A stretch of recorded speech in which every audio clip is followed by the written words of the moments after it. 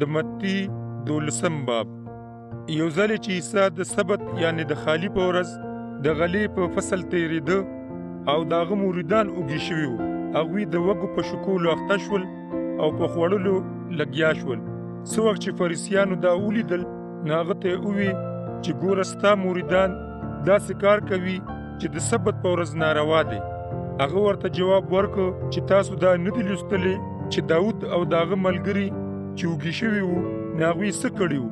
هغه د خدای کور ته ننوتو او د قربانۍ ډوډۍ وخوړله، اگر چې هغه په ده او د ده په ملګرو حرامه وه او تش کاهنانو ته حلاله وه. او تاسو په تورات کې دا نه دي لوستلی چې د خدای په کور کې د سبت په ورځ کاهنانو سبت مات کړی او هغوی پې ګناهګار شوي نه وو. زه تاسو ته وایم چې دلته د خدای د کور نه څه نور هم لوی څیز موجود دی. که چېرې تاسو د دې آیت په مطلب پوه وئ چې زه هم خوښوم قرباني نه، نو تاسو بې ګناه خلک ګناهګار کړي نه وو، ځکه چې ابن آدم د سبت مالک دی. عیسی یو بل ځای ته لاړو او د هغوی عبادتخانې ته ورننوتو. هلته یو په لاس شل سړی ولیده او هغه خلکو د عیسی نه تپوس وکړو چې آیا د سبت په ورځ روغول روا دي، ځکه چې هغوی په ده د تور لګولو بانه لټوله. خو هغه ورته وویل چې فرض کړئ چې تاسو یوه ګډه لرئ او هغه د سبت په ورځ کندې ته پریوځي. په تاسو کې داسې یو کس هم شته چې هغه به د سبت په ورځ د هغې د راخېجولو کوشش نه کوي؟ او بېشکه چې انسان د ګډې نه ډېر زیات قیمتي دی، ځکه د سبت په ورځ نیکي کول روا دي. هغه سړي ته یې مخ ور واړو او ورته وویل چې خپل لاس وغځوه. هغه لاس وغځو او هغه د بل لاس په شان روغ جوړ شو. خو فریسیان چې د عبادتخانې نه بهر ووتل نو د عیسی د مړ کولو سلا یې وکړه. عیسی په دې خبر شو او بیرته راستون شو. ډېر خلک په هغه پسې روان شول او هغه ټول هغه رنځوران روغ کړ او هغوی ته یې په کلکه وویل چې ما به نه ښکاره کوئ. دا د اشعیا نبي د دې پیشنګویۍ پوره کول وو چې دا زما خادم دی چې ما غوره کړی دی، زما محبوب چې روح مې پې خوشحاله دی. زه به خپل روح په هغه سورې کم او هغه به غیرو قومونو ته انصاف رسوي.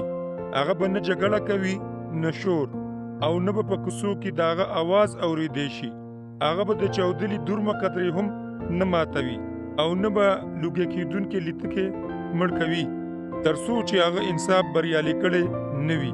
قومونه به د هغه په نوم امیدونه تړي. بیا هغوی ورله یو ړوند ګونګ سړی راوسته چې پیری پې ناست و. عیسی هغه جوړ کړو، ژبه یې ګویا شوه او په سترګو پینا شو. لیدونکي خلک ټول حق حیران شول او دا خبره خوره شوه چې آیا دا د داود زوی نه دی څه؟ خو کله چې فریسیانو دا واورېدل نو هغوی وویل چې دا سړی د پیریانو د سردار بولیزبول په مدد پیریان شړي. عیسی د دوی په نیتونو خبر وو، نو ځکه یې هغوی ته وویل هره بادشاهي چې په خپلو کې وویشلی شي هغه ویجاړېږي، او یو ښار یا کور هم څوک چې په خپلو کې برخلاف وي پاتې کېدی نه شي. که چېرې شیطان شړي نو بیا خو شیطان په خپله د ځان خلاف شو، نو د شیطان باچایي څنګه پاتې کېدی شي؟ او که چېرې زه پیریان د بولزبول په مدد شړم نو ستاسو خپل موریدان یې په کومه ذریعه شړي؟ نو هغوی به په خپله ستاسو منصفان شي. او که زه دا پیریان د خدای په مدد شړم نو د خدای باچایي په تاسو راغلی ده. بیا څرنګه یو سړی د یو زورور سړي په کور ورختی شي او د هغه اسباب تاله کولی شي، تر څو چې زورور سړی اول هغه تړلی نه وي د هغه کور نشي لوټلی. څوک چې ما سره نه دی هغه زما برخلاف دی، څوک چې زما سره نه راغونډوي هغه یې خوروي. نو زه تاسو ته دا وایم چې یوه ګناه او یو کفر داسې نشته چې د بني ادمو بخلی نشي، خو هغه کفر چې د روح القدس برخلاف لګولی شوی وي به معاف نشي. هر څوک چې د ابن آدم خلاف سوای هغه به معاف کړی شي، خو هر څوک چې د روح القدس برخلاف خبرې کوي هغه به ورته معاف نشي، نه په دې جهان کې او نه په بل کې. یا خو ونه او د هغې میوه ښه وګڼئ او یا ونه او د هغې میوه بده وګڼئ، ځکه چې تاسو ونه د هغې په میوه پیژندی شئ. ای د مارانو بچو، ستاسو خبرې څنګه ښې کېدی شي چې په خپله تاسو ښه نه یئ؟ ځکه چې کمې خبرې چې په خوله وځي هغه د زړه نه روزي. ښه سړی د زړه د خزانې نه ښه څیزونه راوباسي او بد سړی چې د زړه خزانه یې بده وي هغه بد څیزونه راوباسي. زه تاسو ته دا وایم چې داسې یو بې فایدې ټکی هم نشته چې سړی د خولې نه راوباسي او د قیامت په ورځ به د هغې حساب نه ورکوي، ځکه چې ته به په خپلو خبرو صادق شي او په خپلو خبرو به ګناهګار شي. ځینې د شرع عالمانو او فریسیانو وویل چې استاذه موږ غواړو چې ته موږ ته د نښې په ډول معجزه وښایي. هغه ورته جواب ورکړ دا یوه بدکاره او زناکاره پیړۍ ده چې نښې غواړي او دوی ته یوه نښه چې ورکېدی شي د یونس نبي ده، ځکه چې یونس د مۍ په خېټه کې 3 ورځې او 3 شپې تېرې کړې وي او دغه شان به ابن آدم 3 ورځې او 3 شپې په ځمکه کې دننه تېرې کړي. د قیامت په ورځ چې هر کله د دې پیړۍ سره حساب کیږي نو د نینوا خلک په د دوی خلاف ګواهي ورکړي او دوی به مجرم ثابت کړي، ځکه چې هغوی د یونس په واسطه توبهګار شوي وو او څوک چې دلته دی هغه د یونس نه لوی دی.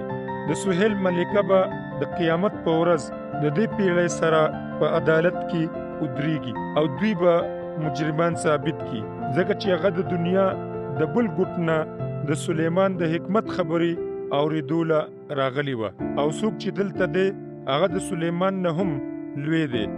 هر کله چې د یو بني آدم نه یو ناپاک روح راوځي نو هغه په صحراګانو سر شي چې آرام ومومي خو وی نه مومي، نو بیا داسې ووایي چې زه به بیرته هغه کور ته لاړ شم د کوم نه چې راوتلی یم.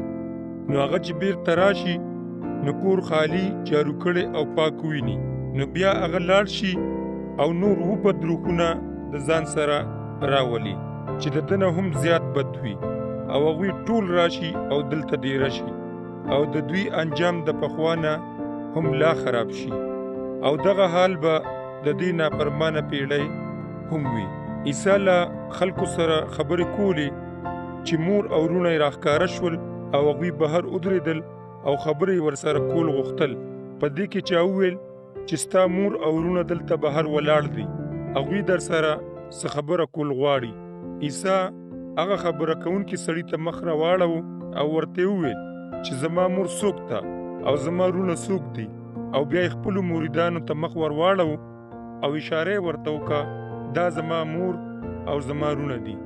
هر هغه څوک چې زما د آسماني پلار په وینا عمل کوي هغه زما ورور دی، زما خور ده او زما مور ده.